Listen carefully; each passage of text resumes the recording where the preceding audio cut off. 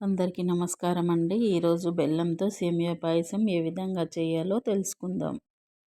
Pan తీసుకొని 2 స్పూన్ల నెయ్యి తీసుకున్నా అండి. నెయ్యి బాగా వేడయ్యాక ద్రాక్ష గోడంబి తీసుకున్నా అండి. తీసుకొని సిమ్లో పెట్టుకొని వేయించుకోవాలి.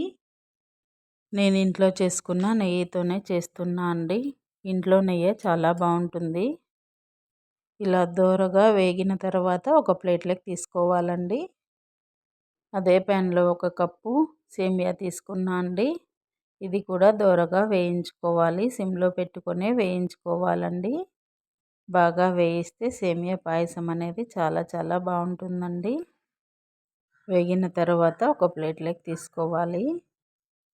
అదే ప్యాన్లో 1 గ్లాసు చిక్కటి పాలు తీసుకున్నా అండి నేను.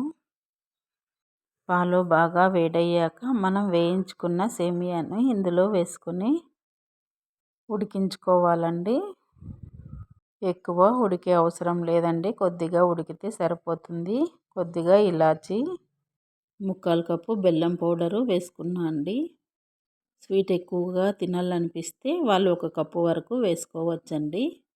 బెల్లం బాగా కరిగిన తర్వాత మనం వేయించుకున్న డ్రై ఫ్రూట్స్ ఇందులో వేసుకోవాలండి. అంతే అండి. ఎంతో టేస్టీగా ఉండే బెల్లం పాయసం రెడీ అయిపోయిందండి. ఇలా ట్రై చేయండి. చాలా చాలా బాగుంటుంది.